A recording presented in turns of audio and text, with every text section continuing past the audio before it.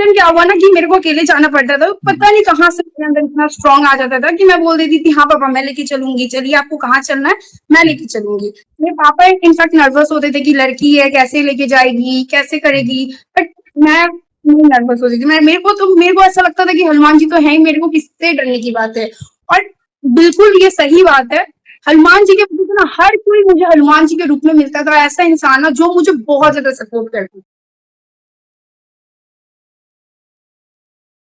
जय श्री राम दोस्तों, कैसे हो आप? हमारी चैनल में आप सभी का स्वागत है। मैं हूं आपका दोस्त जयेश वाघेला, फाउंडर ऑफ धार्मिकस्टोरी.com एंड सीक्रेट मिस्ट्रीज। दोस्तों आज मैं फिर से एक और इंटरेस्टिंग वीडियो कॉल सेशन लाया हूं। हनुमान जी के भक्त ऑनलाइन है और उत्सुक है अपना अनुभव शेयर करने के लिए। और वीडियो में आगे बढ़ने से पहले आप सभी को बता दूं कि अगर आप भी हनुमान जी से जुड़ा अपना अनुभव मुझसे इंस्टाग्राम वीडियो कॉल पर शेयर करना चाहते हैं तो इंस्टाग्राम की लिंक मैंने डिस्क्रिप्शन में दी है, उस पर क्लिक करें, मुझे फॉलो करें और मैसेज करें। मैं जल्द से जल्द आपसे जुड़ूंगा और वीडियो कॉल सेशन शेड्यूल करूंगा। और अगर आप ईमेल के माध्यम से अपना अनुभव शेयर करना चाहते हैं तो हमारा ईमेल आईडी है dharmikstory@gmail.com। तो चलिए आगे बढ़ते हैं आज के इस वीडियो कॉल सेशन में। नमस्कार बहन, जय श्री राम आपको। जय श्री राम भैया, नमस्कार। आपका बहुत बहुत स्वागत है आज के इस वीडियो कॉल सेशन में और धन्यवाद भी जो आप अपना समय निकाल कर इनिशिएटिव ले रहे हैं हमारे प्रिय बालाजी महाराज से जुड़ा अपना अनुभव शेयर करने के लिए। Most welcome. सबसे पहला सवाल बहन, आपका पूरा नाम बताएं, आप कहाँ से बिलोंग करते हैं और आप क्या करते हैं?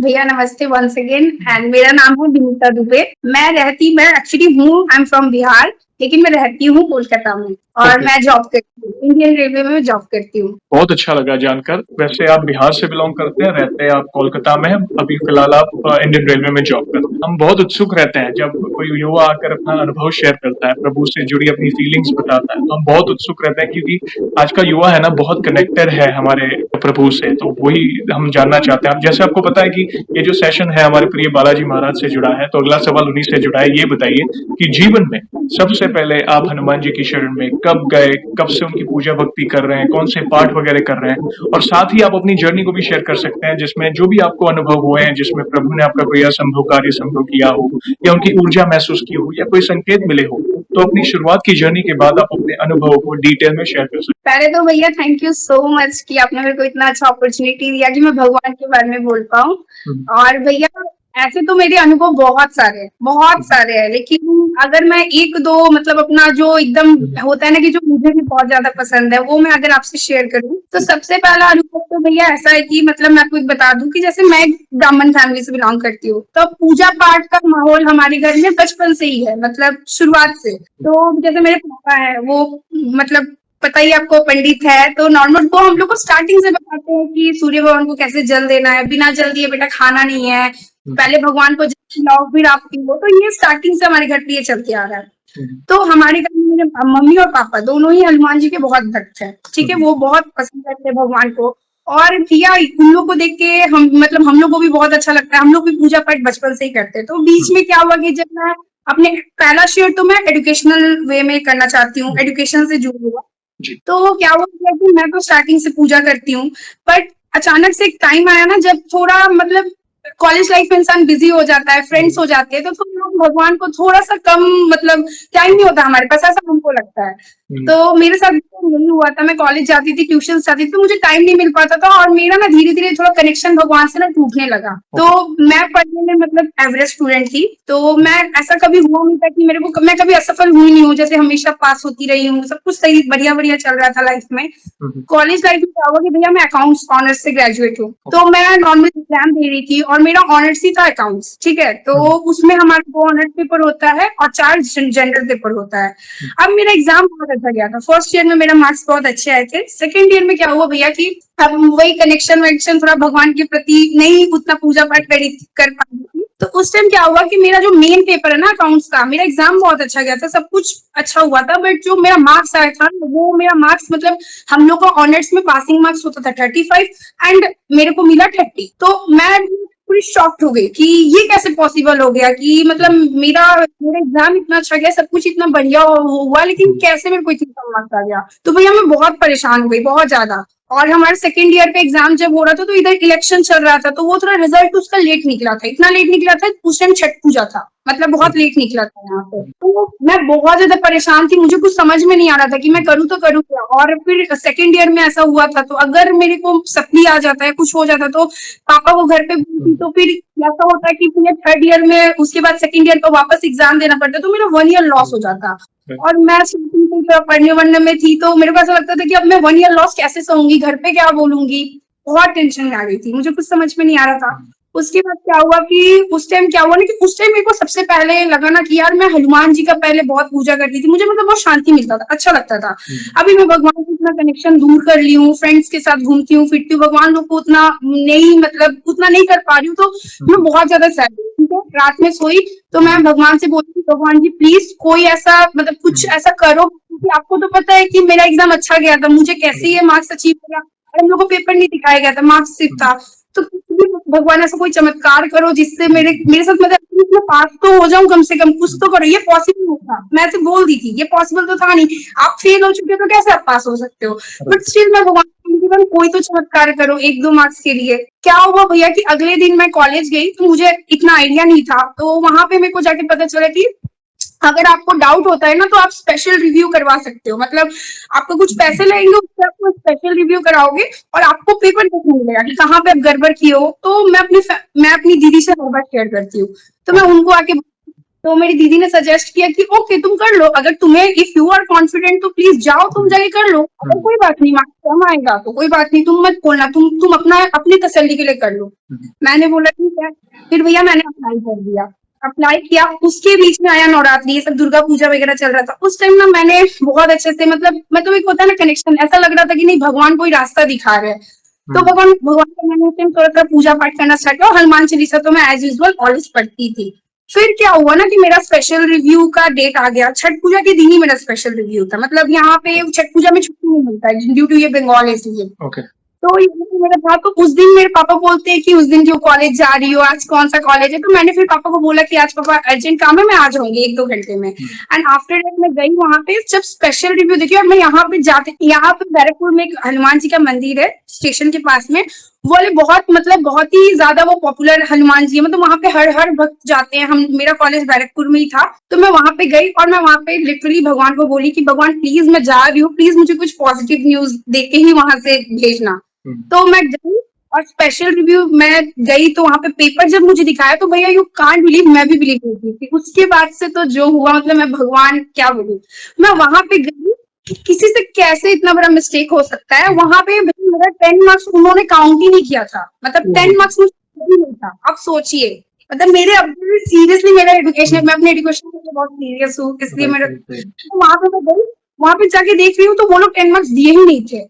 तो सबसे पहले तो ये हो गया कि मैं जहाँ पे सोच रही थी कि मुझे 1-2 मार्क्स मतलब बस पास हो जाऊं, वहां पे तो ऐसे ही मुझे 10-40 तो ऐसे ही हो गया, मेरा 30 था। फिर से वो लोग क्या कहते थे, थ्योरी में भी वो लोग थोड़ा कम मार्क्स दिए थे, तो मैं स्पेशल रिव्यू जब चेक करे, जब मार्क्स बढ़े ना, तो भैया यू कांट बिलीव मेरा 55 के ऊपर मार्क्स आ गया। मतलब बिल्कुल ये ऐसा होता नहीं है, ये वो लोग भी बोल रहे थे कि कैसे इतना बड़ा मिस्टेक हो गया, मतलब क्योंकि ये टीचर्स से कभी ये मिस्टेक होता नहीं है। उसके बाद भैया तो ये है, फिर मैं वहां से आई तो मैं इतनी हैप्पी थी, फिर शाम को मैं छठ घाट गई और मतलब मैं बहुत ज्यादा खुश थी। उस दिन से मुझे लगा कि नहीं, मतलब एक्चुअली में भगवान होते हैं, एंड मेरा इतना इम्पॉसिबल काम जब ये कर सकते हैं, जब मेरे को ऐसा लगा कि मेरा सप्ली आया हुआ चीज को जहां पे मैं पास होने का सोच रही थी, वहां पे मेरा 55 मार्क्स को ला दिए, तो कुछ भी हो सकता है। उसके वहां से तो मैं भगवान से जुड़ गई, कनेक्ट हो गई। ठीक है, उसके बाद से मैं एवरी डे, मतलब नवरात्रि से लेके छठ पूजा से, उसके बाद से मैं एवरी डे, उस टाइम तो मेरे को इतना मतलब भक्ति हो गया था ना कि मैं 9 टाइम्स हनुमान चालीसा पढ़ती थी, 9 टाइम्स संकट मोचन पढ़ती थी।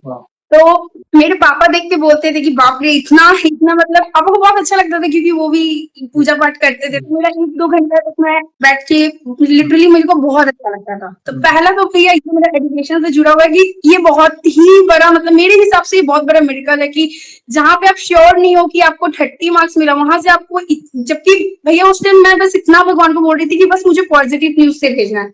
मेरे लिए तो फॉर्म एक तरीके से पूरा मेडिकल है। यस, नहीं अद्भुत लीला है प्रभु की, और इससे हम एक बहुत बड़ी सीख ले सकते हैं, स्पेशली आज का जो युवा है, जो पहले से भगवान से जुड़ा हुआ है और फिर ऐसा स्टेज आता है जब वो पहली बार दुनिया को देखता है, कॉलेज में जाता है, अलग-अलग संगत में रहता है, किसी की अच्छी संगत होती है, किसी की ऐसी संगत होती है जो पूजा-पाठ में नहीं मानते।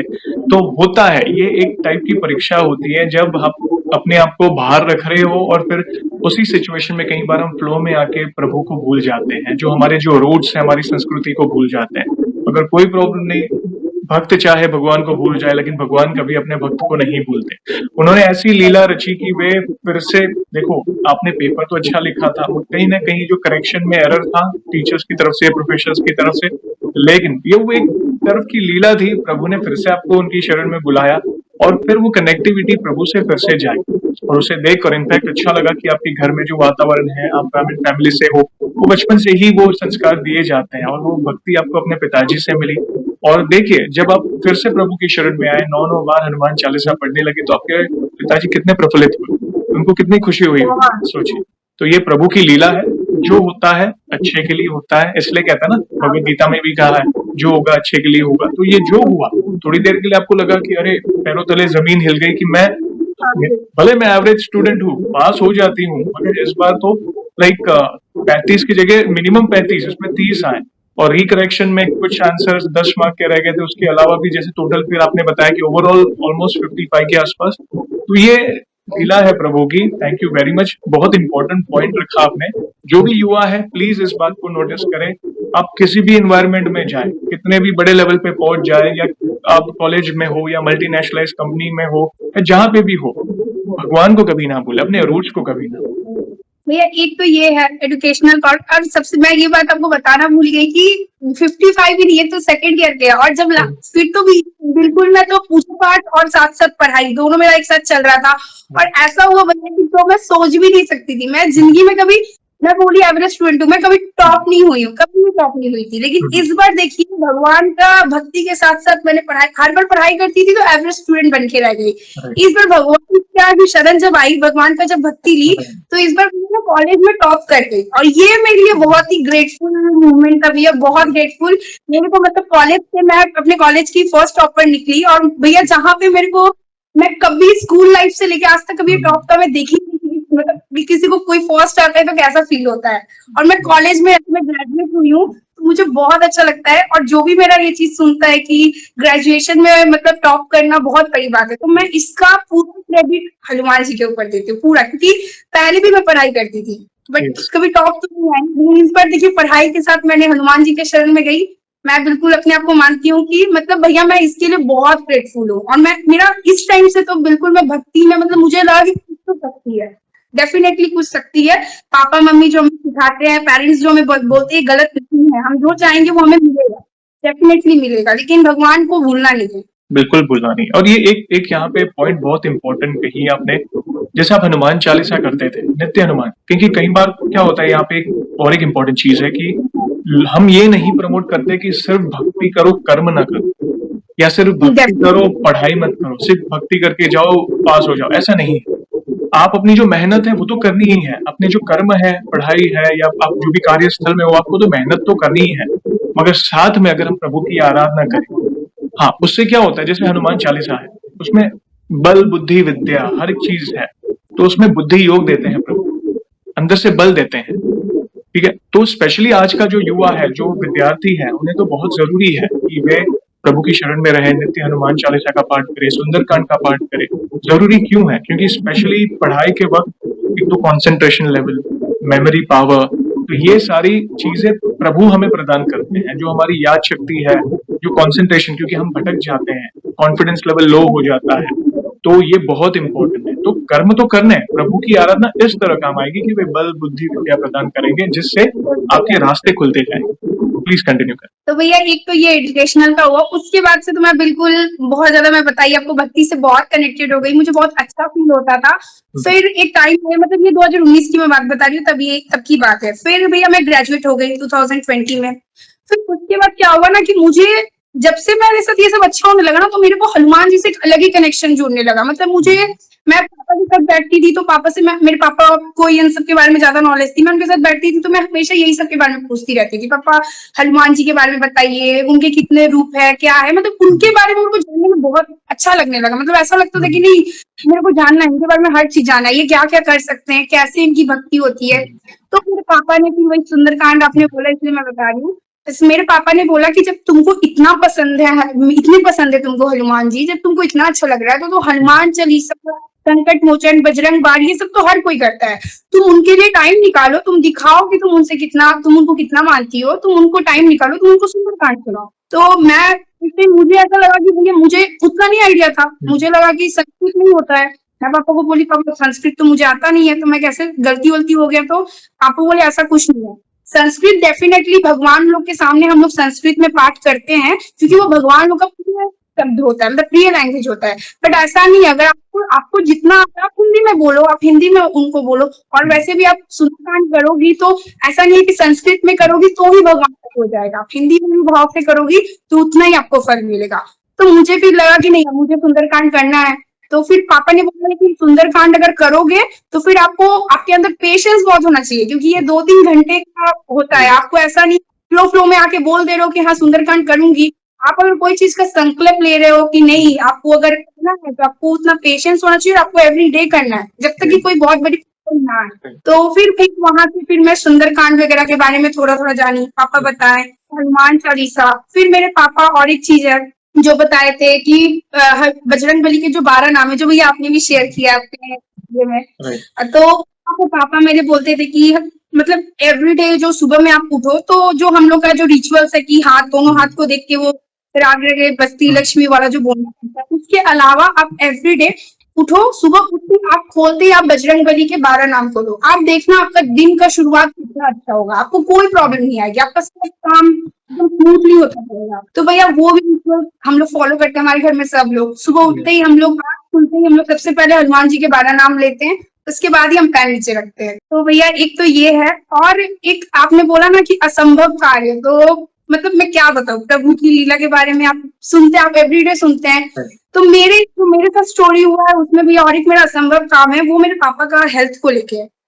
मतलब अभी ये टाइम तो बहुत अच्छा चल रहा था, बहुत अच्छे अच्छे से बता रही थी। उसके बाद भैया क्या हुआ कि मेरे पापा को 2020 में ना, मेरे पापा का मतलब उनको शुगर था, डायबिटीज था मेरे पापा, तो उससे मेरे पापा को ना डायबिटिक रेटिनोपैथी हो गया था। इसका मतलब ये होता है कि जो आंखों का जो नस होता है ना, वो शुगर, ड्यू टू शुगर की वजह से काफी टाइम के बाद उसका जो नस है वो फट जाता है। एंड मेरे पापा ना काफी टोटली ब्लाइंड हो चुके थे, पूरे टोटली ब्लाइंड हो। तो उस टाइम क्या था ना भैया कि हमें हमेशा पापा को लेके हम लोग को जाना पड़ता था कहीं ना कहीं, पापा को अलग अलग जगह पे, बैंगलोर, हैदराबाद, हर जगह जितने भी हम लोग वहां लेके जाते थे। और सबसे मेन बात है भैया कि मेरे घर पे मेरा कोई बड़ा भाई नहीं है, मतलब मैं अपने घर में बड़ी हूँ, मेरा भाई छोटा है, तो हर जगह पर पापा को लेके मुझे जाना पड़ता था। तो उस टाइम मैं पहले तो बिल्कुल ट्रैवलिंग वगैरह उतना अलोन की नहीं थी, लेकिन पापा ही मेरे हो गए थे तो मुझे हर जगह अकेले जाना पड़ा। तो और इसके बीच में मैं एक बात बताना भूल गई आपको, जब मैंने पूजा स्टार्ट किया ना भगवान का, तब मेरा कोई बड़ा भाई नहीं था, तो मैं ना हनुमान जी को अपना बड़ा भाई मान ली, और मैं आज भी उनको अपना बड़ा भाई बोलती हूँ, मतलब मैं उनको बजरंगी बजरंगी बजरंगी भैया बोलती हूँ। तो मैं उनको अपना बड़ा भाई मान ली, और मुझे ऐसा लगता है कि मैं कभी अकेली हुई नहीं, मेरे साथ ऑलवेज हनुमान जी है, मतलब ऑलवेज मेरे साथ मेरे बजरंगी भैया है। और मेरा भी नाम विनीता है, और बजरंग, मतलब मैं बहुत कनेक्ट कर पाती हूँ बी टू बी, कि नहीं मतलब मेरे भैया है मेरे साथ। तो उस टाइम क्या हुआ ना कि मेरे को अकेले जाना पड़ता था, पता नहीं कहाँ से मेरे अंदर इतना स्ट्रांग आ जाता था कि मैं बोल देती थी हाँ पापा मैं लेके चलूंगी, चलिए आपको कहाँ चलना है मैं लेके चलूंगी। मेरे पापा इनफैक्ट नर्वस होते थे कि लड़की है कैसे लेके जाएगी, कैसे करेगी, बट मैं नहीं नर्वस होती थी। मेरे को ऐसा लगता था कि हनुमान जी तो है ही, मेरे को किससे डरने की बात है। और बिल्कुल ये सही बात है, हनुमान जी के वजह से ना हर कोई मुझे हनुमान जी के रूप में मिलता था, ऐसा इंसान ना जो मुझे बहुत ज्यादा सपोर्ट करता था, बहुत ज्यादा, मतलब ऐसे वो मुझे हर एक रास्ता बता देता था कि हाँ यहाँ पे जाओ, ये करो वो करो ऐसे करो। तो ऐसे ही हुआ। तो मैं आपको एक स्टोरी बताना चाहती हूँ, मेरे पापा को यहाँ से हम लोग को दिल्ली भेजा था, वो आग के लिए एम्स हॉस्पिटल में, वहां पे मेरे पापा गए, मैं पापा को लेके गई, तो वहां पे मेरा कोई रिलेटिव कुछ रहता नहीं था, हम लोग होटल में थे। जिस दिन हम लोग लौटने वाले थे उसके एक रात में, मतलब जिस दिन लौटने वाले थे उसके एक दिन पहले मेरे पापा को सडनली अटैक, बिल्कुल वो ठीक थे, मतलब मम्मी मम्मी से हम लोग बात कर रहे थे, अपना सामान पैकिंग वगैरह कर रहे थे, मैं अभी मम्मी से बात ही कर रही थी, तब तक मेरे पापा को अटैक आ गया। ठीक है, अब वो अटैक आया ना, मेरे पापा पूरा कांपने लगे, और मैं ये मतलब फर्स्ट टाइम ये देख रही थी ना, मैं इससे पहले कभी किसी का ये सब हालत देखी नहीं हूँ। मैं भैया पूरी मतलब बिल्कुल मैं नर्वस हो गई, मैं मम्मी का फोन कट की, और मुझे उस टाइम कुछ भी समझ में नहीं आया ना कि मैं करूँ तो करूँ क्या, मतलब मैं क्या करूँ, दिल्ली में ये न्यू मेरे अननोन शहर है, मुझे कुछ नहीं पता यहाँ के बारे में, मेरे को भैया समझ में नहीं आया कि मैं करूँ क्या। और मेरे पापा का ऐसा सीन था कि वो बिल्कुल अटैक आया और वो बेहोश हो गए। अब मेरे पापा उठ भी नहीं रहा, मैं पापा पापा पापा पापा चिल्ला रही हूँ, मुझे समझ में नहीं आ रहा। मैं मम्मी को बोलती तो यहाँ पे मम्मी भी परेशान हो जाती जो घर पे थे बाकी। उसके बाद भैया लेकिन बोलते नहीं है कि आपके साथ अगर भगवान होंगे तो आप पैनिक सिचुएशन में भी ना आपको मतलब ऐसा लगेगा कोई आपको मतलब बोल रहा है कुछ। तो लकीली कोइंसिडेंस देखिए कि हम लोग को रेलवे से एक उम्मीद कार्ड मिलता है, मतलब वो रेलवे के जहां आप ऑल ओवर इंडिया में कहीं भी होंगे तो आप हॉस्पिटल जा सकते हैं, आपको वो एडमिट ले लेगा। ऐसे बाकी जगह पे जाने में बहुत सारे फॉर्मेलिटीज राइट। करने पड़ते हैं, कार्ड एंड और हम्म, बहुत कुछ करना पड़ता है। राइट। लकीली भैया मैं पापा को हॉस्पिटल लेके गई, तो वहां वहां से जो उम्मीद कार्ड था, तो मैं हम्म, जल्दी से वहां पे नॉर्दर्न रेलवे में गई, जो हम्म, दिल्ली में है नॉर्दर्न रेलवे, हम्म, वहां पे मैं लेके गई। तो वहां पे वो लोग पहली बार एडमिट नहीं ले रहे थे, क्योंकि हम लोग कोलकाता के थे, तो होता है ना बहुत सारे फॉर्मेलिटीज हम्म, होते हैं। और फिर वहां पे एक भैया, आप सोचिए कोइंसिडेंट ये हुआ कि जो यहाँ के रेलवे हॉस्पिटल में भैया एक थे, वो राजस्थान के थे, वो हम लोग के आने के कुछ दिन पहले ना म्यूचुअल ट्रांसफर करा के वहां पे गए थे, वो मतलब वहां पे थे। हम्म, वो मुझे दिखा, तो वो बोले अरे तुम लोग, तो वो ऐसे करके वो एडमिट ले लिए। पहला तो प्रॉब्लम यहाँ पे सॉल्व हो गया कि वो एडमिट ले लिए। फिर एडमिट किए तो मेरे पापा का ट्रीटमेंट चलने लगा। अब डॉक्टर्स वहां पे ये क्लियर, क्योंकि मेरे पापा होश में नहीं आ रहे थे, एंड उनका ना हाथ पाँव उठ नहीं रहा था, हाथ चल नहीं रहा था, तो ओके। डॉक्टर्स ने यहाँ इतने बड़े बड़े डॉक्टर्स आए वहां पे, उन्होंने क्लियरली डिक्लेयर कर दिया कि may be this patient is totally paralysis.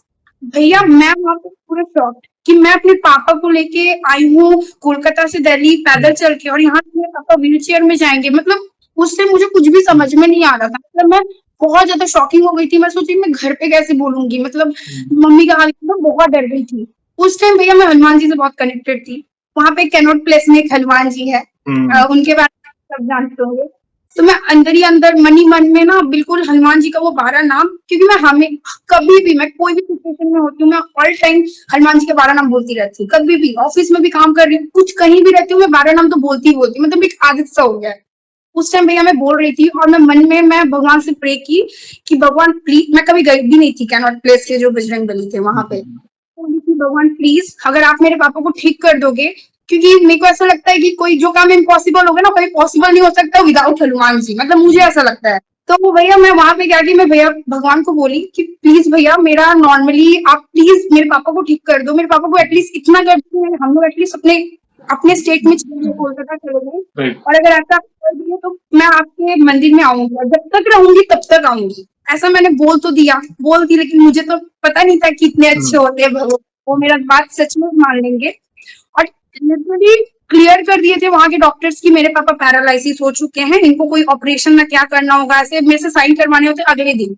और उस दिन मंगलवार था, मतलब मंडे को पापा को, मेरे को आज भी डेट याद है, 26 जून को हुआ था 2022 में। आप अभी भी देखिएगा तो वो 26 जून संडे था, ठीक है।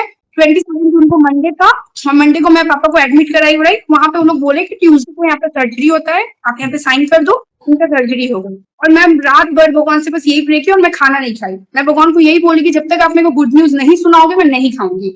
और मेरे पापा भी होश में नहीं आए।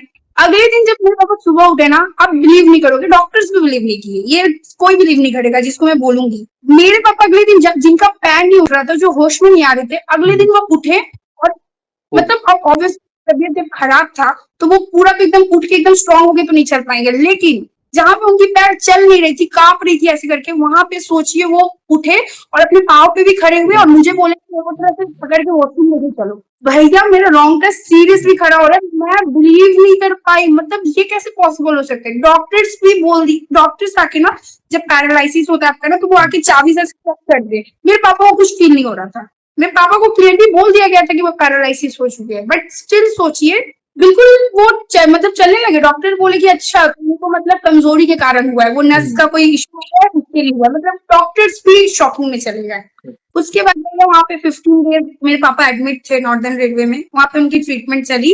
और मैं वहां पे जितने दिन थी, क्योंकि मैंने बोला था भगवान को और भगवान ने मेरी बात मानी थी, तो मैं भी अपनी प्रॉमिस याद रखी। मैं वहां पे 15 डेज दिल्ली में थी, हॉस्पिटल में ही रहती थी, वहीं पे सोती थी, पापा के पास रहना पड़ता था मुझे। मैं वहां पे डेली उठती थी, गेस्ट हाउस जाती थी, वहां पे नहाती थी, कैनॉट प्लेस जाती थी, वहां पे भगवान का दर्शन करती थी, एंड आफ्टर दैट आके खुद खा पापा को खिलाती थी। एंड मेरे पापा वहां पे 15 डेज के बाद भैया और वहां नॉर्दर्न रेलवे में भी ट्रीटमेंट चला, वहां से मेरे पापा को थोड़ा सा शुगर वगैरह भी ज्यादा था, तो वहां से वो लोग रेफर किए थे यशोदा हॉस्पिटल, जो कि गाजियाबाद में है। ओके। जब वहां हम लोग गए तो मेरे पापा का नाम कृष्ण है, तो मेरे पापा बोले कि मैं अपने माँ के पास आ गया और मैं यहाँ से ठीक होके ही जाऊंगा, वो यशोदा हॉस्पिटल है। क्या? और भैया वहां पे पापा गए, 2 दिन ट्रीटमेंट चला, बहुत अच्छे से वो लोग ट्रीटमेंट किए, डॉक्टर्स बहुत अच्छे थे, बहुत कॉपरेट किए हम लोग को। एंड वहां से जब मैं दिल्ली आई ना वापस, और वहां दिल्ली से कोलकाता आई ना, तो मेरे पापा अपने पाँव पे चल के आए, और मेरे पापा इनफैक्ट जब गए थे तो थोड़े से कमजोर भी थे, वहां से बिल्कुल स्ट्रांग होके आए। और उसके बाद इसी बात से तो मैं क्या, मेरे पूरे फैमिली भगवान को मान लिए कि नहीं, मतलब देखिए बजरंगबली तो होते ही है। मतलब मेरे पापा फिर एक बात बोलते थे कि जा पर कृपा राम के होई, ता पर कृपा के करते होई। मतलब बिल्कुल ऐसा ही हुआ, कोई हम लोग के वहां पे इतना सपोर्ट, बिल्कुल हॉस्पिटल में फैमिली की तरह हो गया था। और वहां पे सब डॉक्टर सब बहुत appreciate मुझे भी करते थे। और सबसे मेन बात भैया ये है कि मैं इतना काम की नहीं थी, मैं एक बेटी हूँ, अपने पापा का ध्यान रख रही थी, बट लोगों की नजरों में ऐसा था ना कि यार आजकल की लड़की होकर इतने अपने पेरेंट्स का प्यार कर रही है, इतने पेरेंट्स को कर रही है, मतलब मेरे को इतना बिना चाहे मेरे को इतनी, मतलब बोलते हैं ना कि अप्रिशिएशन मिल रही थी, जिसकी मैं हकदार हूँ नहीं। मैं तो अपना कर्म कर रही थी, लेकिन फिर भी भगवान का कृपा देखिए, एक तो वो सारा काम मुझसे करवा रहे थे, ऊपर से मेरे ही को क्रेडिट दिए जा रहे हैं। अब मैं कैसे जाके बोलूं कि ये मैं नहीं, ये मेरे भगवान कर रहे हैं। मतलब मुझे बहुत अच्छा फील होता है। और जब से मैं भगवान की भक्ति में आई हूँ ना भैया, मतलब मैं क्या बोलूं, मैं बस बोलने के लिए बहुत कुछ है, शायद ये टाइम कम पड़ जाएगा। बिल्कुल, बिल्कुल। अद्भुत लीला है प्रभु की बहन, जैसे मैंने पहले ही कहा, बड़े-बड़े असंभव कार्य संभव हो जाते हैं प्रभु की शरण में जो भी भक्त जाता है तब। और आपको देखकर तो कई कई लोगों को इंस्पिरेशन मिलेगी, और स्पेशली प्रभु भी प्रसन्न होते हैं जब एक भक्त माता पिता की सेवा में होता है ना। भले आप प्रभु की भक्ति ना करें, फिर भी प्रभु प्रसन्न होंगे कि मेरा भक्त कैसे, क्योंकि माता पिता सबसे पहले भगवान होते हैं इस पृथ्वी पर, जिनकी बदौलत हमें जन्म मिला। तो देखो, मुझे बोलते बोलते भी मेरे गूज़बम्स आ रहे हैं कि क्या सिचुएशन हुई होगी। एक समय ऐसा था जब डॉक्टर ने भी बोल दिया कि आपके पिताजी को ये प्रॉब्लम है, और आपने मदद की गुहार लगाई। आप रॉक सॉलिड खड़े थे अपने पिताजी के साथ उनकी सेवा में, तो प्रभु क्यों नहीं मानेंगे आप? प्रभु क्यों नहीं सुनेंगे? और सेकंड डे जैसे ही अपने पाँव पे खड़े हुए, वो जो मोमेंट था ना, मेरे आंखों के सामने मैं विजुअलाइज कर रहा था कि कैसे, कितना मेरे साथ तो ये हुआ है। प्रभु कितने दयालु हैं हमारे, बहुत दयालु हैं। मतलब हम सोचते हैं ये जो समाज है ना, उन्होंने बहुत पाबंदियां लगाई हुई है, जैसे महिला भक्त ये नहीं कर सकती, वो, ऐसा कुछ नहीं है। इस ब्रह्मांड का हर जीव हमारे बालाजी की भक्ति कर सकता है।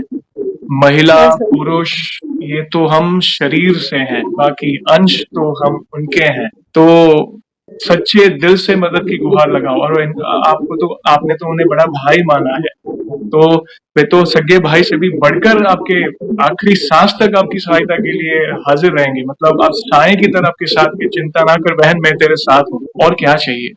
और सबसे बड़ी बात, लोग आपकी तारीफ कर रहे थे, मगर आपको पता है आपके पापा के संस्कार की जो भी हो रहा है वो प्रभु की इच्छा से हो रहा है। मैं तो अपने कर्म कर रही, ये मैं आपका कर्तव्य, आपने अपना फर्ज निभाया, और सारा श्रेय प्रभु को दिया।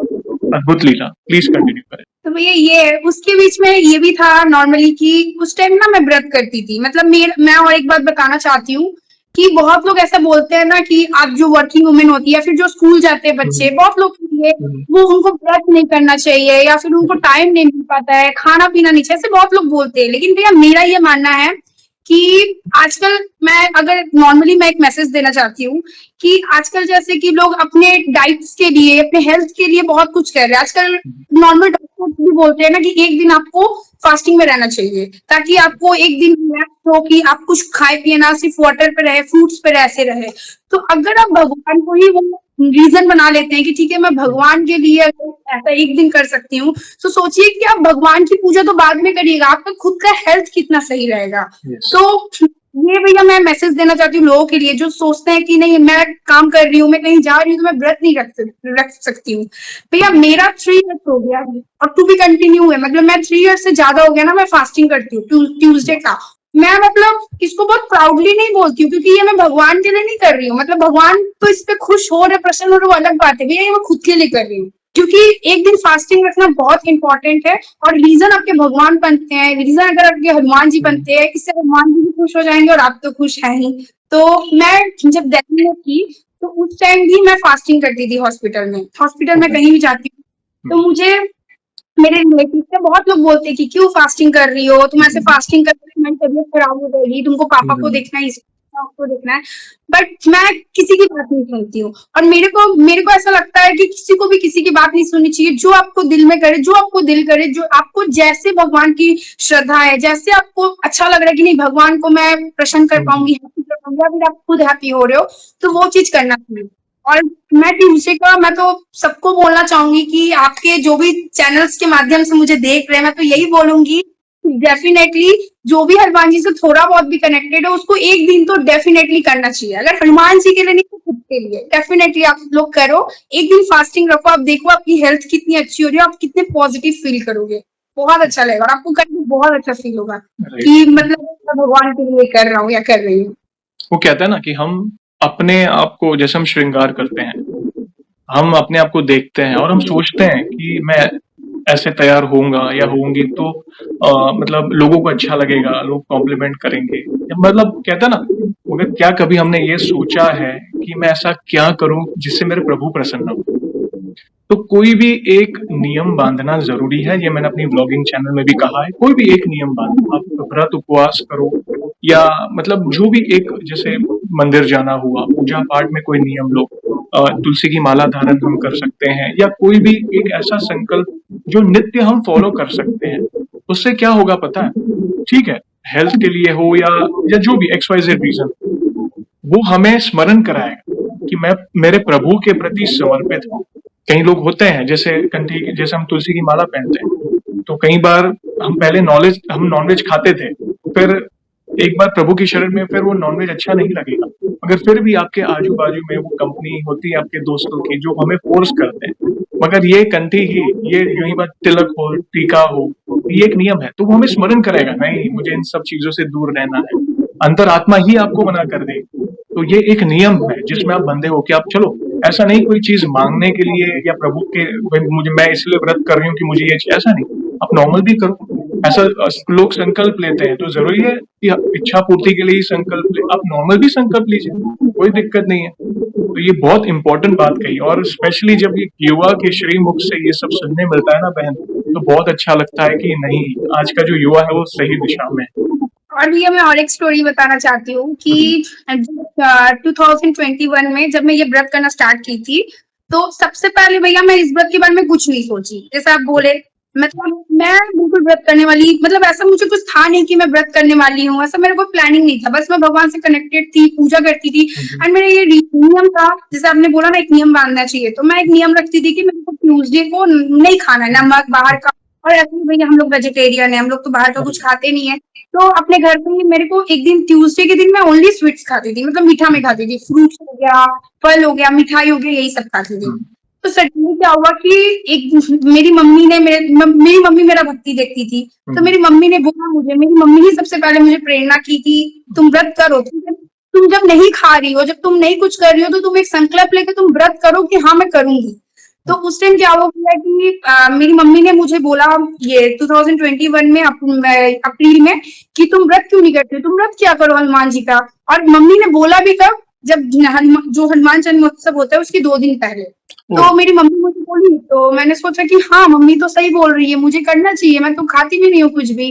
तो ऐसा प्लान हुआ कि मैंने कुछ उसके लिए तैयारी नहीं किया था कि हाँ मुझे व्रत करना है, मुझे ये चीज लाना है, ये सामान लाना है, तो कुछ नहीं था। और मेरे पापा, हम लोग ब्राह्मण फैमिली में, तो मेरे पापा थोड़ा पूजा पाठ जानते हैं। तो सडनली क्या हुआ कि जिस दिन हनुमान जन्मोत्सव था, मुझे आज भी याद है 27 अप्रैल 2021 को, तो उस दिन क्या हुआ ना कि मेरी मम्मी, मैं सोची कि आज 27 अप्रैल है ही, इससे बढ़िया दिन तो कुछ होगा नहीं, जिस दिन हनुमान जी का ही बर्थडे है, क्यों ना मैं भी भगवान के लिए व्रत करना स्टार्ट कर दूं। मेरा कोई प्लानिंग नहीं था। सुबह में मैंने अपने पापा को बोला, मेरे पापा बोले ठीक है कर लो, घर के आसपास सब सामान था लेके आई। एंड मैं जो भी व्रत करती हूँ, मैं एक चीज बताना चाहती हूँ, बहुत लोग बोलते हैं कि अपनी चीजें बताना नहीं चाहिए किसी को क्योंकि ये चीजें बहुत गुप्त होती है, बट ऐसा कुछ नहीं है। मैं जो भी मैं फास्टिंग करती हूँ वो मैं इसी तौर पे फास्टिंग की हूँ ना, मैं यही सोचती की हूँ कि मेरे पापा मुझसे संकल्प भी दिलवाए थे, ये नहीं बोले थे मैं इतने डेज का करूंगी, मैं इतने ड्यूरेशन का करूंगी, नो। मेरे पापा यही बोले थे कि यथाशक्ति आप जितना भी कर सकती हो, जितने दिन आप इस चीज को कंटिन्यू कर सकती हो, जब तक आपका कोई बहुत बड़ी मेजर प्रॉब्लम ना आ जाए तब तक आप इसको कंटिन्यू करो। और 3 इयर्स हो गया भैया, इसके बीच में बहुत अप्स एंड डाउन आए, यहाँ तक कि मेरे पापा का भी डेथ हो गया। अब इससे बड़ा अप्स डाउन क्या हो सकता है? मतलब मेरे पापा नहीं है। उस समय मुझे बहुत, जब उस टाइम क्योंकि मैं व्रत तो मेरा 2 साल पहले से चल रहा था, और उसके बीच में भी मुझे बहुत लोगों ने बोला कि जब सूतक चल रहा था कि तुम अपना फास्टिंग क्यों नहीं किया जाता इसमें, ये बात वो उन्होंने सही बोला।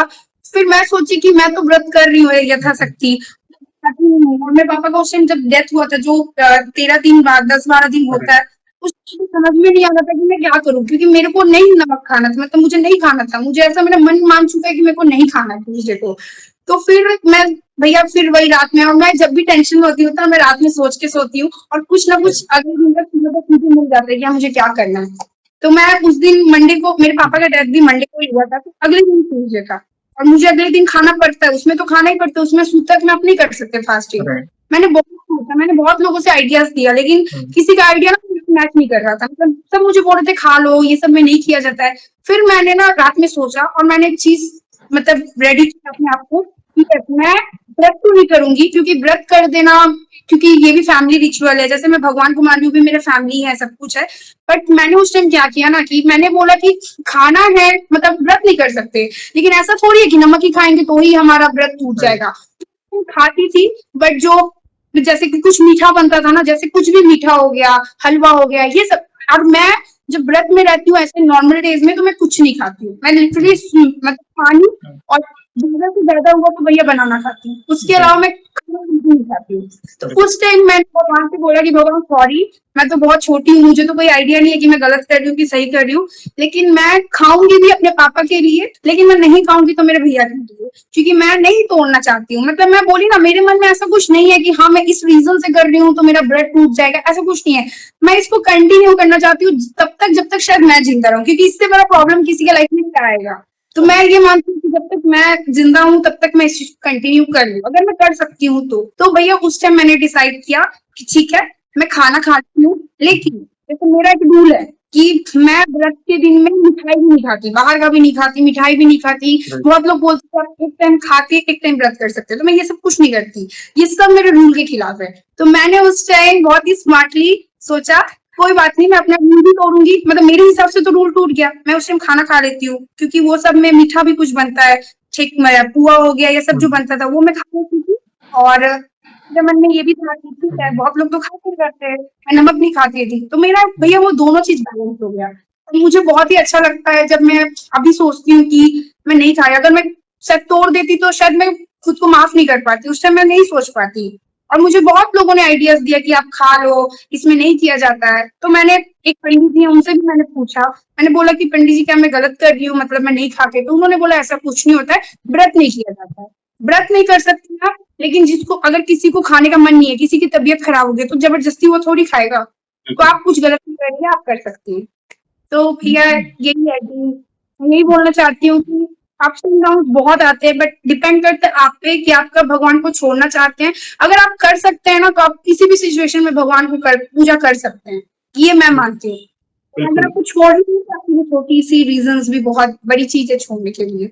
पता है, आपके पिताजी ने भी आपको बहुत प्रेरणा दी है भक्ति के मार्ग पर, और बहुत दुख हुआ बहन की मतलब वे नहीं रहे, मगर आप कहते हैं ना कि नियति को कोई टाल नहीं सकता, जो आया है उसे जाना है, मगर प्रभु आपके साथ है, आप बहुत कनेक्टेड हो प्रभु से। और सूतक के समय व्रत ये आपके भाव थे, क्योंकि आप और सोचो उस समय भी आपके वो भाव थे, तो आपके पिताजी कितने खुश हुए होंगे, कितना उनका भी बहुत विशेष आशीर्वाद है आप पर, तब जाके वो उनके थ्रू आपके अंदर कहते हैं ना वो विरासत में आपको भक्ति मिली है। देखा जाए तो ये भाव ऐसे ही नहीं आते, आज लोगों को कहना पड़ता है, माँ बाप कहते हैं कि करो करो करो, फिर भी आज का जो युवा है कई बार वो नहीं जाता प्रभु की शरण में, या वो अपने अंदर की कोई लालसा के कारण व्रत तोड़ देता है, और यहाँ पे तो नहीं किया जाना होता, वहां पे भी आपके भाव देखो। तो सोचो, प्रभु की कृपा तो है ही आप पर, क्योंकि आप कनेक्टेड हो। साथ ही आपके पिताजी भी प्रभु के, उनको तो प्रभु ही लेकर गए होंगे, क्योंकि उनकी भक्ति इतनी दृढ़ रही जैसे आपने बताया, तो प्रभु जरूर उन्हें आखिरी मोमेंट पर लेने आए होंगे। तो वहां से भी वे कितने खुश हुए होंगे आप, कि नहीं, मेरी बेटी सही मार्ग पर। थैंक यू वेरी मच बहन। मैं तो, हम अपने आप को भाग्यशाली समझते हैं कि आपके अलग अलग जो अपने अनुभव शेयर किए, कि हमें बहुत खुशी होती है। जैसे मैंने पहले ही कहा कि जब युवा आता है, इतना कनेक्टेड होता है, तो आज के युवा है जो कहीं ना कहीं भटके हुए हैं, उन्हें आपके इन अनुभवों को जानकर इंस्पिरेशन मिलेगी, आई ओपनिंग होगी। क्योंकि आज के युवाओं में पता है क्या प्रॉब्लम है? पेशेंस नहीं है, धीरज नहीं है, उन्हें शॉर्ट पीरियड में ही सब कुछ चाहिए। और यहाँ पे आप ऐसा एक संकल्प ले रहे हो, जो आप कह रहे हो कि नहीं, मैं अपनी आखिरी सांस तक, जब तक मेरे अंदर सांस होगी तब तक मैं प्रभु की शरण में रहूंगी और ये व्रत करूंगी। तो ये कितना बड़ा लाइफ लेसन मिल रहा है आज के युवाओं के लिए। इनफैक्ट हमारे लिए भी हम इंस्पिरेशन ले सकते हैं आपसे बहन, कि आप एजुकेटेड हो, आज के दौर में आप अपना करियर पे भी आगे, और आपके अचीवमेंट्स पे भी आपको कॉन्ग्रेचुलेशंस में करना भूल गया, जो आप आगे बढ़े, टॉप आए। तो आप एक तरफ अपने करियर पर भी फोकस कर रहे हो, साथ ही अपने भक्ति के मार्ग पर भी आप आगे बढ़ रहे हो, अग्रसर हो रहे हो। तो लाइफ में और क्या चाहिए? विशेष आशीर्वाद है प्रभु का तो है ही, आप उनकी छत्र छाया में हो स्पेशली, प्लस आपके माता पिता का भी आशीर्वाद है आपके साथ। थैंक यू वेरी मच इतने प्यारे प्यारे अनुभव शेयर करने के लिए बहन। और यहाँ पे एक सवाल पूछना चाहूंगा आगे बढ़ने से पहले।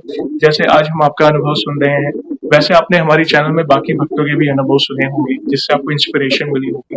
तो वैसे आपकी लाइफ पे ऐसा क्या इम्पैक्ट पड़ा है बाकी भक्तों के अनुभव सुनकर, आप अपने शब्दों में कह सकते हैं?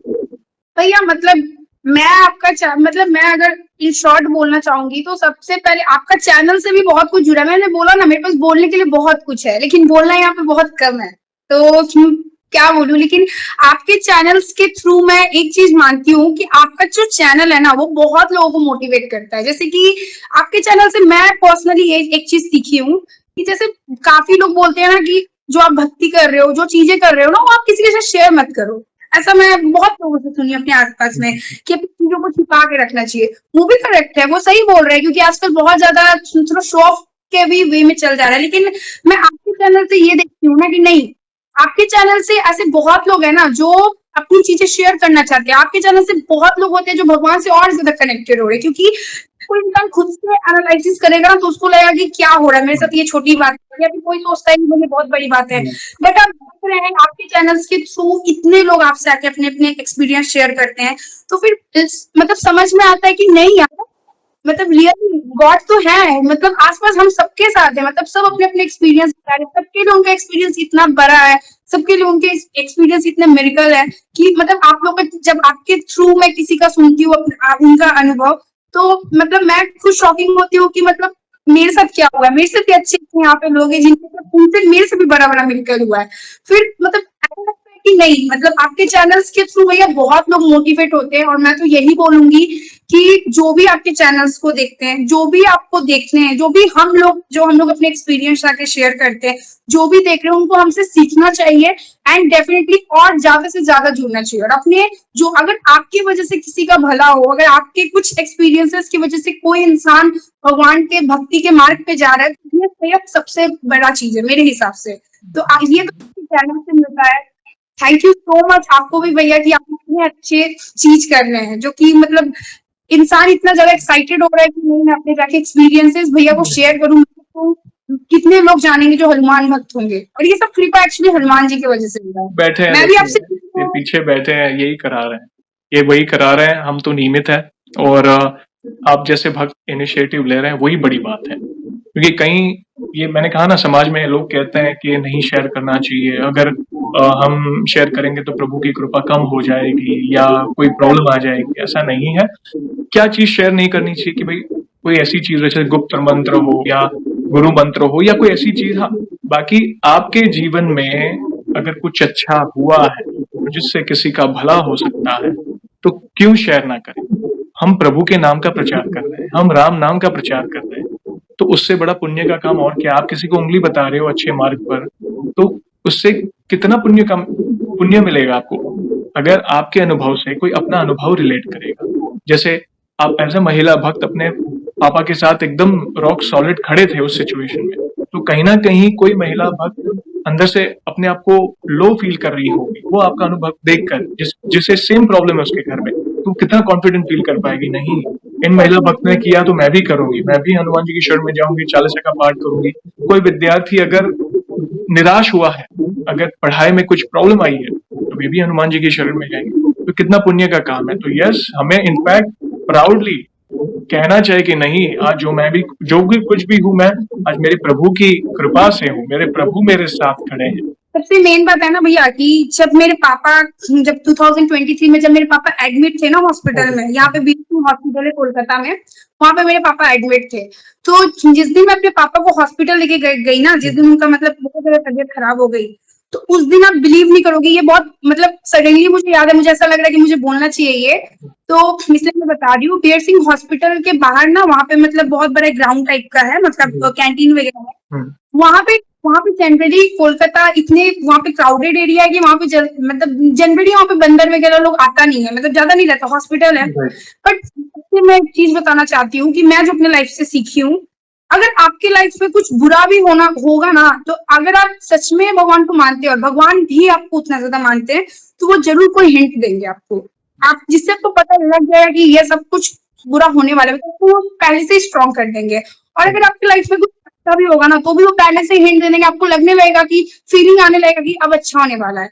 तो जब मैं अपने पापा को first time Bir Singh hospital लेके गई थी ना, तब वहां पे बिलीव नहीं करोगे, मैं और मेरी बहन है छोटी, तो मतलब हम 2 जन गए थे, उसको मेरे पापा के साथ में रोकी थी और मैं नीचे आ रही थी ना दवा लेने के लिए। तो मैं जैसे आई ना, वहाँ पे कभी बंदर नहीं आता, कुछ नहीं आता है। और आप बिलीव नहीं करोगे भैया, वहाँ पे बहुत लोग थे ऐसे ग्राउंड बना के, मतलब ग्राउंड में सब कोई चाय पी रहा है, कुछ कर रहे हैं, सब पेशेंट्स के मतलब है कुछ ना कुछ। मैं वहां पे खड़ी थी ना, सडनली एक बंदर आया, मतलब वो काला वाला जो लंगूर होता है ना, वो जिसके बड़े बड़े लेग होते हैं, वो लंगूर आया। वो मतलब मेरे से ना बहुत दूर के डिस्टेंस में था, मतलब मैं आपको फोन में वो चीज बता नहीं पा रही हूँ, वो मेरे से काफी डिस्टेंस में था। मैं जस्ट नीचे ही आई हूँ, मैं आई थी, मैं सोची कि मैं कुछ सुबह तक खाई नहीं थी, तो मैं सोची कि मैं कॉफी पी लेती हूँ, कॉफी पी के जाऊंगी तो पापा के लिए दवा ले लेती हूँ। मैं वहां पे खड़ी थी ना, मैं वहां पे कुछ नहीं की, इतने लोग थे। वो लंगूर मुझे 1 मिनट देखा, देखने के बाद ना, आपको तो पता है कि लंगूर लोग कितना बड़ा छलांग लगाता है, और ये भैया मैं कसम से बता रही हूँ, मतलब मेरे लाइफ में घर पे आके बोली तो क्या ही बोलूं, मेरे घर वाले भी सोचे, और एकदम ये रियल आपको एक्सपीरियंस बता रही हूँ। वो लंगूर ना उतने दूर से मेरे पे ऐसा छलांग लगाया ना, मतलब जैसे बोलते हैं ना हमला करना है, जैसे बंदर आप पे अगर हमला करता है, मैं कुछ भी नहीं की, मैं जस्ट खड़ी थी और मेरे आसपास बहुत लोग थे। वो इतना दूर में जंप किया ना भैया, कि मैं बिल्कुल ऐसा लगा ना कि मैं बिल्कुल नहीं, मैं गिर गई, मैं घुटने के बल पे मतलब बिल्कुल गिर गई, ठीक है। और मेरे आसपास जितने लोग थे ना, सब मुझे छोड़ के भाग गए, मतलब सब हट गए, क्योंकि उनको लगा कि ये तो मेरे पे हमला कर रहा है। वहां से सब हट गए, और मैं तो सोची कि मैं तो अब गई, क्योंकि अब एक बंदर मेरे पे, मैं क्या कर सकती हूँ, मैं भाग नहीं सकती, क्योंकि मैं भागूंगी तो और भी मेरे साथ कुछ हो जाएगा। खड़ी थी और मैं जय श्री राम जय श्री राम जय श्री राम बोले जा रही हूँ। वो बंदर, आप बिलीव नहीं करोगे, मुझे वहां से ठेला, मैं नीचे गिरी। वो चाहे तो मुझे कुछ भी कर सकता था, लेकिन वो बस मुझे मेरे पे जंप किया, आई डोंट नो व्हाई। और उसके बाद ना वहां से वो थोड़ा देर यहाँ, मतलब मैं यहाँ पे खड़ी हूँ, वो यहाँ पे खड़ा है, और वो थोड़ा देर खड़ा था। मैं पीछे मुझे, मैं पीछे नहीं देख रही हूँ डर के मारे, और सारे लोग वहां पे देख रहे हैं, कोई मेरे पास नहीं आया भैया वहां पे बचाने के लिए। और वो बंदर थोड़ी देर स्टैंड था, आई डोंट नो व्हाई, और उसके बाद आफ्टर दैट ना वो चला गया। मैं वहीं पे खड़ी हूँ लिटरली स्टैंड अप होगी, कि अगर मैं भागूंगी क्या पता कि मेरे पीछे आएगा। और मैं वहां पे खड़ी हूँ, थोड़ी देर बाद देखिए बंदर चला गया। फिर सारे लोग आ रहे, बोल रहे क्या हो क्या, वो चोट लगा। और आप बिलीव नहीं करोगे, आप सोचिए आपको कोई इंसान ऐसे धक्का मारेगा, तो आप गिरिएगा तो आपको चोट लग सकता है, सब कुछ हो सकता है। मेरा जीव जो था ना, घुटने के वहां से फट गया था, बट मेरे को कोई चोट नहीं लगा, कुछ नहीं हुआ। मतलब पता नहीं वो क्या था। और उसी दिन मैं अपने पापा को एडमिट कराने गई थी। और जब मैं वहां से आई ना, जब वहां से आई उसके 10 डेज बाद ही मेरे पापा का डेथ हो गया। तो मैं अभी ये चीज को ये कनेक्ट कर पाती हूँ ना, कि मेरे को भगवान पहले ही, मतलब मेरे को ऐसा लगता है कि मेरे को भगवान उस लंगूर के रूप में आके पहले ही मुझे आके बोल दिया ना कि मतलब अब आपके साथ, आपके घर पे काफी प्रॉब्लम्स आने वाली है, आप लोग के घर पे मतलब बहुत गंदा, बोलते हैं ना गंदा सिचुएशन आने वाला है। और उसी टाइम उन्होंने मेरे को स्ट्रॉन्ग कर दिया। मुझे उस टाइम तो समझ में नहीं आया कि वो क्या है, क्योंकि बहुत लोग बोलते हैं कि वो तुम पे हमला कर सकता था बंदर, बट किया नहीं। मतलब बहुत कोई अपना अपना सब बताते हैं, मैं घर पे भी आके बता, लेकिन वहां पे जो थे, वो जो वहां पे थे ना, एक आदमी था, वो मेरे पापा को जाके बोलता है, बाप रे ये लड़की तो आज मर जाती, लेकिन पता नहीं कैसे ये बच गई, इसके ऊपर पूरा बंदर हमला कर दिया था। बट वो कुछ नहीं किया। मैं तो इसी पे शॉकिंग थी कि वो कुछ नहीं किया। और वो एक तरीके से मतलब मेरा ये मानना है कि एक तरीके से कुछ आपके साथ कुछ होनी होना होता है, कुछ गंदा होने वाला होता है ना, तो वो अगर आप भगवान हैं, भक्त या फिर आप भगवान से कनेक्टेड है, तो आपको किसी ना किसी रीजन वे में बता देते हैं आके कि अब आपके साथ होने वाला। जस्ट 10 डेज बाद में भैया मेरे पापा का डेथ हो गया। और मैं ये चीज को फिर मानती हूँ कि नहीं, मतलब वो मेरे को भगवान बताने आए थे ना, वो उन्होंने टच, मतलब बिल्कुल बंदर का वो जो हाथ होता है ना, वो बिल्कुल आपके टच था, मतलब वो आगे मेरे को धक्का दिया। तो बोलते ना छूना, मतलब ब्लेसिंग्स देना कि क्या देना, समझ में नहीं आ रहा था कि मैं क्या बोलूं, बट ये रियली मेरे साथ हुआ है। और मतलब मतलब मैं बोल नहीं पा रही, मैं एक्सप्रेस नहीं कर पा रही। और मैं ये मानती हूँ, मतलब मैं ये लास्ट टाइम आपसे बस ये बोलना चाहती हूँ ना कि जो भी भगवान से कनेक्टेड है वो प्लीज बिलीव करो भगवान के ऊपर कि नहीं, मतलब आप कनेक्टेड हो ना तो वो आपको हर चीज आके बताएंगे, जरूर बताएंगे। कुछ अच्छा भी होने वाला होगा तो भी बताएंगे, बुरा भी होने वाला होगा तो भी बताएंगे, मतलब वो एवरीथिंग आपको एक आइडियाज देते रहेंगे ना कि यस आपके लाइफ में ये होने वाला है। इसलिए भैया बचपन में भी हम लोग पढ़ते थे कि God does everything for our good, वही बात है भैया, भगवान जो करते हैं हमारे लिए अच्छा करते हैं। और मतलब मैं क्या बोलूं, इसके अलावा मैं क्या बोल सकती हूँ कि भगवान का तो ऐसे बहुत सारे मेरे पास है, लेकिन बस इतना ही बोलना चाहूंगी। कई बार तो उनकी महिमा का बखान करते करते तो पूरा दिन कम पड़ जाए। ये हमारे प्रभु की वे बहुत निराले हैं, दयालु हैं, दया के सागर हैं। और यस, आपने बहुत इंपॉर्टेंट बात कही कि हमें इंट्यूशंस आते हैं, वे किसी न किसी रूप में किसी न किसी माध्यम से या तो सहायता करेंगे या कोई ऐसा संकेत दे देंगे जिसके लिए वे हमें रेडी करें। और उस समय भी आपके मुख से जय श्री राम निकल रहा था, और हालांकि आपको कोई जान हानि नहीं हुई या कोई आपकी मुझे, मैं एकदम ठीक थी, मैं बिल्कुल ठीक थी। मैं तो इतने शॉकिंग हो गई, एक बंदर किसी पे हमला कर रहा है, वो इतने दूर से जंप कर रहा है, तो या फिर मेरे पास आया क्यों था, मैं तो आज तक ये चीज समझ नहीं पाई। वो आया क्यों था और मेरे को क्या करना था, क्योंकि अगर वो कुछ करना चाहता तो मुझे कुछ करता। ये अटैक कर सक मतलब होता ना, ये कई बार होता है ऐसा। मगर आपके सिचुएशन में आप उनके भक्त हैं, और वे कहते हैं ना कपिराज के रूप में आकर वही संकेत प्रभु आप मान सकते हैं, आप अंदर से स्ट्रांग हो गए। और उस सिचुएशन में देखो, जिन्हें जाना है समय आता है, मगर हमें घर वालों को तो नहीं पता होता है ना कि हमारे घर के सदस्य जाने वाले हैं। मगर कहीं ना कहीं प्रभु वो इंट्यूशंस और अंदर से इंटरनली हमें वो बल देते हैं उस सिचुएशन से डील करने के लिए। और प्रभु हमेशा आपके साथ है बहन, एक साए की तरह आपकी रक्षा कर रहे हैं। आप उनकी छत्र छाया में हो, आप अपने आप को कभी भी अकेला महसूस मत करना। बस यही रिक्वेस्ट है आपसे, और हम यही प्रार्थना करते हैं कि आपकी भक्ति ऐसे ही बढ़ती रहे और आप राम नाम और हनुमान जी की भक्ति का प्रचार ऐसे ही करते रहें। और यहाँ पे एक लास्ट सवाल पूछना चाहूंगा बहन। देखो, वैसे तो हमारे पास इतना सामर्थ्य नहीं है, मगर फिर भी वन लाइन में हमारे प्रिय बालाजी महाराज का बखान करना चाहते हैं, तो आप किस तरह करेंगे? मतलब मैं तो भैया सबसे पहले ये करूंगी कि दोहा लाल देह लाली रसे अडुधारी लाल लंगूर ब्रजदे दानव दलन जय जय जय कपीश। उनके बारे में मतलब क्या बोलूं मैं, मतलब उनके बारे में अगर नॉर्मली बोलना चाहिए तो बस मैं लास्ट एक चीज बोलूंगी। भगवान का आपने पूछा डेफिनेशन, तो मतलब लास्ट मेरे पापा मुझे ये चीज बताए, मैं अपने थ्रू आपके चैनल्स को ही बताना चाहती हूँ। सब मानते हैं कि हनुमान जी का अगर आप पूजा कर रहे हैं तो हनुमान जी का पूजा कर रहे हैं तो आपको सबसे ज्यादा कनेक्टेड राम जी से होना चाहिए, क्योंकि हनुमान जी की भक्ति कर रहे हैं तो आपको राम जी से तो कनेक्टेड जोड़ना ही पड़ेगा। बट मेरे पापा ऐसा बोलते थे कि इफ सोचो आप कि अगर आप कोई बच्चा है, अगर उसके पापा के बारे में कोई तारीफ कर रहा है कि आपके पापा ये हैं, आपके पापा इतने बड़े बिजनेसमैन है, आपके पापा इतने बड़े टीचर्स हैं, तो वो बच्चा तो खुश होगा ही, क्योंकि वो तो नॉर्मल सा है कि ठीक है मेरे पापा हैं। बट आप ये सोचो कि अगर किसी के पापा से जाके, किसी के बाप के सामने जाके अगर कोई बोले कि अरे आपका बच्चा तो ये है, आपका बच्चा तो ये निकल गया, तो उसके पेरेंट्स कितना खुश होंगे, मतलब उनके लिए इतनी बड़ी बात होगी कि ये इंसान मेरे बच्चे के बारे में बोल रहा है। सेम लाइक दैट है, हनुमान जी का तो पूजा डेफिनेटली करना चाहिए, सब कुछ करना चाहिए, लेकिन आपको ये नहीं बोलना चाहिए ना कि राम जी के सुंदरकांड जनरली सब बोलता है हनुमान जी को जाके सुनाओ, बट मेरे पापा ऐसे बोलते थे कि नहीं, सुंदरकांड जाके राम जी को सुनाओ, क्योंकि सुंदरकांड में पूरा डेफिनेशन राम हनुमान जी के ऊपर है।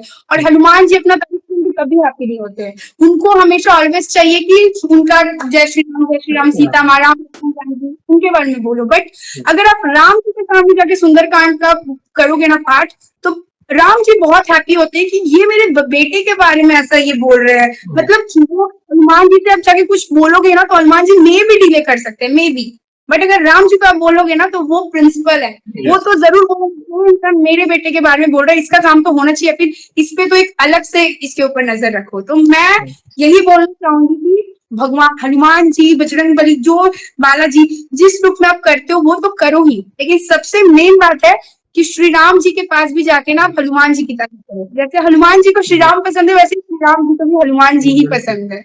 पहली बार कोई युवा भक्त से इतना मैच्योर सत्संग सुनने मिला बहन। Thank you very much. इतने प्यारे शब्दों में आपने प्रभु की महिमा का जो बखान किया है, इसमें हनुमान जी की कृपा भी मिलेगी, प्रभु श्री राम भी प्रसन्न होकर उनका भी आशीर्वाद बरसाएंगे हम पर। Thank you. इन फ्यूचर भी ऐसी कोई भी अनुभूति हो तो हमसे जुड़िएगा, हम वीडियो के माध्यम से आपके अनुभव को भक्तों तक पहुंचाएंगे। और सेशन को एंड करने के पहले आपको पता है हम ऐसे एंड नहीं करेंगे, प्रभु श्री राम के नाम का जयकारा और हनुमान जी के नाम का जयकारा लगाएंगे, फिर सेशन को एंड करेंगे। तो आप जुड़िए, जो भी भक्त जहाँ कहीं से इस सेशन को देख रहा है, भारत में है, भारत के बाहर है, चल फिर रहा है, ऑफिस में, किचन में, प्लीज जयकारे में जुड़िए, फिर हम सेशन को एंड करेंगे। तो बोलिए सियावर रामचंद्र की रामचंद्र की जय। जय, पवन सुत हनुमान की जय। जय। वंस अगेन बहन, थैंक यू वेरी मच अपने प्यारे प्यारे अनुभव शेयर करने के लिए। जय श्री राम, जय हनुमान। जय श्री राम भैया, थैंक यू सो मच भैया। Thank you very much.